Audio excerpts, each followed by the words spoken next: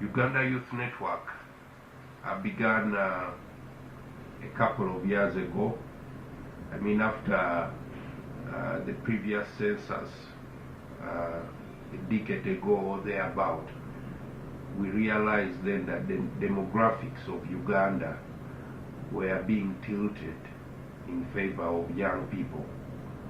And we thought that it is prudent to begin thinking about how to prepare young people to embrace this challenge of being the majority of citizens, because coming with a majority entails responsibility on the young people to act differently.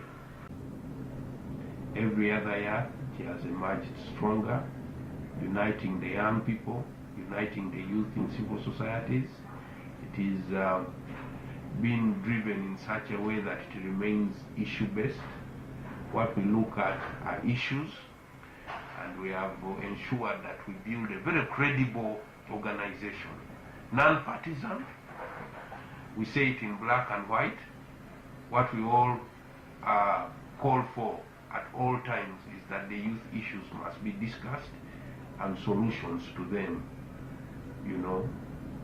explored and implemented.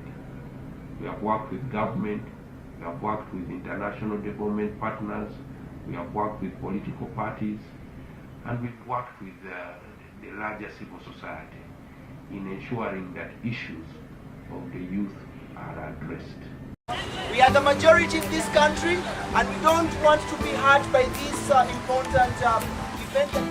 And this is also a platform for us to show the public that young people can be organized, can have issues and present them. You will never fully understand the magnitude of the contribution you are making to our country. I am telling you today that the success of what each and every of you is doing. Say no to violence. Say no to violence. Say no to violence. Stand up and make history. Come on and stand.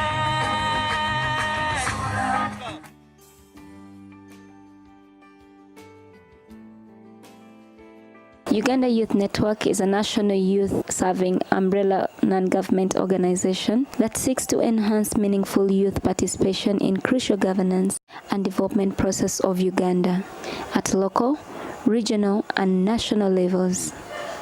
Uganda Youth Network, UYONET, increases young people's contribution to the country's ongoing democratization and development processes through mobilization of and sensitization of the youth and other stakeholders. Uganda Youth Network is currently engaged in 3 strategic components.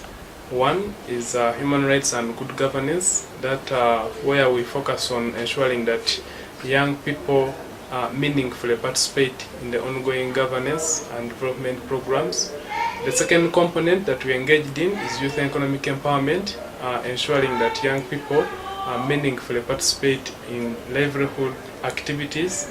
And then the third component is youth environment and sustainable development, which focuses on the key emerging aspects of the environment and how young people can equally get engaged in issues of environmental protection and conservation. In all these strategic interventions, we work with a number of youth organizations who are members of the network, spread geographically across the country, and these different members engage in the different thematic components as the overall. Uganda Youth Network equally works with a number of development partners, key of them including the United Nations Democracy Fund, United Nations Development Program, DANIDA, specifically under the Deepening Democracy Program, International Republican Institute, National Endowment for Democracy, and many others. And these development partners have been supporting the network to ensure that, one, we mobilize young people from across the country so that they can meaningfully engage in governance and development interventions.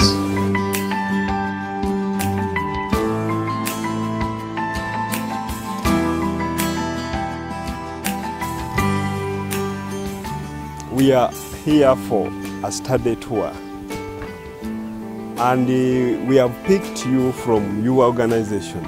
You are not here as individuals, like I told you yesterday, that you are here not here in your individual capacities. You are representing the organizations. So you have all the mandate of your organization, and you have a duty to your organization.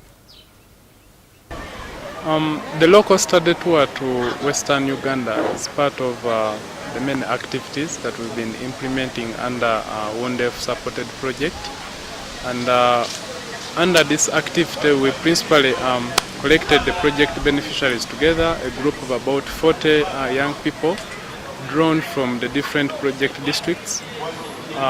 We took them to Western Uganda to tour a number of development initiatives, but particularly also visiting the UN Millennium Development Goals.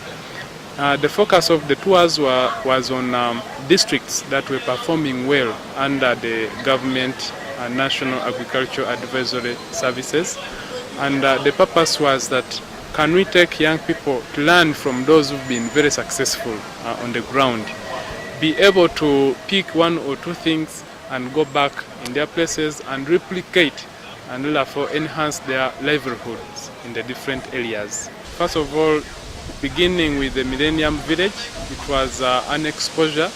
It was some kind of new initiative where you find a village self-sustaining. It has all the different social amenities. It has an health center, it has a school, it has a bank, and many others. And we thought if we can have such many millennium villages across the country, then you know that at the end of the day, you're improving people's social welfare.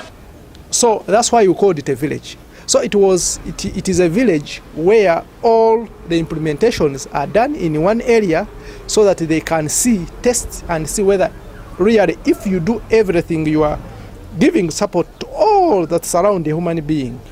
Right from the grassroots to see whether indeed he can really improve in the standards of living and even in whatever he does.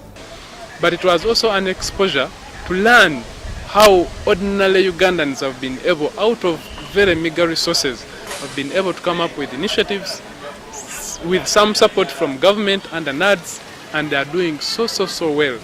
And for me, it was challenging and provoking to the group that went to come back and do something for themselves. You really opened the eyes of the youths on the ground. We don't want to be agents of poverty, but we want to be agents of change. And there I picked much interest. Some of you might have seen that I even came with some garlic, which I'm taking back to show my people.